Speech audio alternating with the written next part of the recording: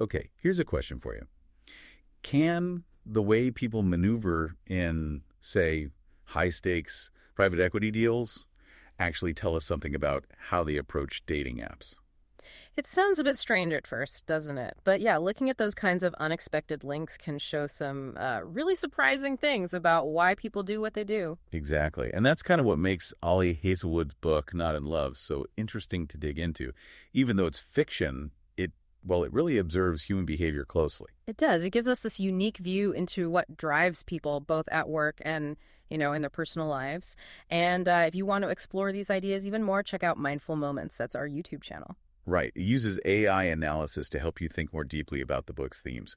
Pretty neat stuff. Yeah, it really encourages reflection. So today we're getting into the story of Rue Siebert. She's this brilliant scientist at a biofuel company, and Eli Killgore. He's partner at a private equity firm that's actually looking to acquire her company. And their lives just collide in these totally unexpected ways. It forces them to rethink, well, pretty much everything they thought about each other and their different worlds. So let's start at the beginning. How did these two even cross paths? Okay, so Rue. She's got her PhD, deeply focused on her research at Florence Klein's company. Very scientific, very rigorous. You even get that sense from, like, that old conference presentation title mentioned in the book, right? Yeah. The one about polysaccharide coatings. Exactly. A gas chromatography and mass spectrometry investigation. You know the one. It just paints a picture of someone deep in her field, maybe a bit detached even, using that scientific focus as a kind of mask sometimes. Totally. And then there's Eli, partner at the Harkness Group, private equity. Their old model is usually about acquiring companies, restructuring, aiming for profit. Polar opposites, seemingly? Pretty much. But then, bam, they match on a dating app, plan this super casual meetup. Which naturally gets completely derailed almost immediately. Vincent interrupts, right? Classic timing. Right. And then comes the real twist. Yeah. Rue finds out later that Eli, he works for the very firm, the Harkness Group, that's in the process of trying to buy out her company. Talk about a coincidence. Suddenly, it's not just a potential date, it's complicated. Professional stakes, personal attraction, all tangled up. Instantly. How do you even navigate that? Liking someone who, on paper, represents a potential threat to your job, your company. Yeah, Rue's reaction is immediate skepticism. Yeah. Understandably right. She's distrustful. He's the face of the potential takeover. She's loyal to Florence, worried about her job, her colleague Tisha's job. It's a lot to process. This attraction is there, but it's clouded by this massive professional conflict. It makes you think about first impressions, doesn't it? Especially when you don't have the full picture. Definitely. And what about Eli? He's caught in the middle too, isn't he? He absolutely is. He's got his job to do for Harkness, his professional duties. But this connection with Rue, it's clearly genuine and strong. He's not just going through the motions. You see him trying to understand her world too? That conversation about hydrolysis with Jay? Right. It reveals he actually has some kind of chemistry background, which is unexpected. It shows he's interested in her work, not just the company's assets, more than just due diligence. It adds depth. Yeah. But that power dynamic is still there, looming. He's part of the acquiring firm. She's at the company being acquired. That creates an imbalance, doesn't it? Oh, absolutely. It's a huge factor. His position inherently gives him a kind of leverage. Even if he doesn't intend to use it that way in their personal interactions, it adds this layer of tension. You wonder how that affects trust, vulnerability. Well, the book does give us glimpses into why they are the way they are, their backstories. Yeah, Rue's past sounds like it wasn't easy. Her family background, those hints about food insecurity with Vince.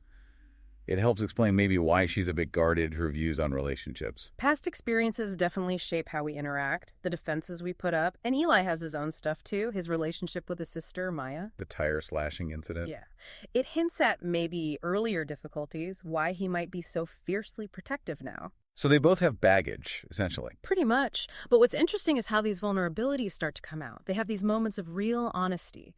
Rue is so direct about what she wants, her boundaries. And Eli, surprisingly, becomes quite open about his past, his feelings for her.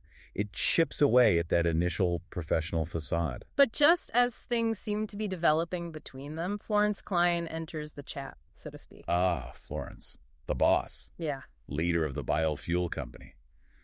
We know the company's facing financial pressure, right? That loan from the Harkness Group is hanging over them. Exactly. That's the setup for the acquisition. But then Florence does something, well, Problematic. Understatement. Yeah, she starts selling off intellectual property to try and raise funds to buy back the loan herself. And that includes Rue's patent, the microbial coating one. Without Rue's okay.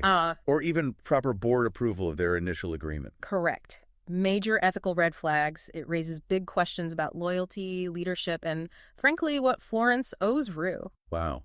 So, just as Rue is maybe starting to trust Eli a little, she faces this potential betrayal from her own boss, someone she was loyal to. It really complicates everything, and this is where Eli's actions become really significant. He finds out what Florence is planning with Rue's patent. He does. And he has a choice to make. Does he let the acquisition proceed smoothly, benefiting Harkness?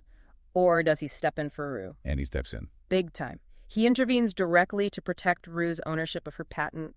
He negotiates a deal with Harkness and Manami, sacrificing something valuable for the firm to make sure Rue keeps her IP.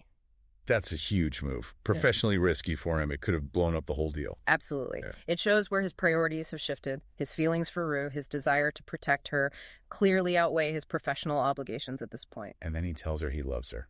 Explicitly, no ambiguity. It's a massive turning point, driven by that personal connection overriding the professional complexities. So how does it all wrap up?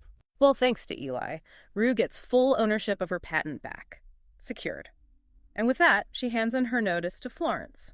Makes sense. Can't really go back after that. Not really. And then Rue and Eli decide to actually give a relationship a shot. They both acknowledge they have their issues, their baggage, as you said. It won't be simple. But there's hope. Definitely. Rue acknowledges feeling safe with him, accepted enough, which given her background feels really significant. It suggests a foundation they can build on. So looking back at the whole story, what's the main thing you take away? For me, it really shows how deep connections can pop up in the most unlikely, high-pressure places, and how those connections can really challenge people, change their priorities, show you who they really are underneath the surface. Yeah, it's a fascinating look at trust and loyalty and letting yourself be vulnerable both at work and in love. The lines get so blurred. They really do.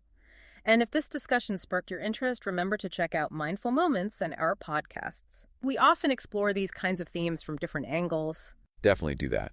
And before you go, please consider subscribing to our show if you haven't already. Maybe share this chat with a friend who'd find it interesting. And if you want to read Not in Love yourself, we've put a link to purchase it in the show notes. Most importantly, though, we hope this conversation gets you thinking a bit more critically about motivations your own and those of the people around you. What really drives us, it's always worth asking.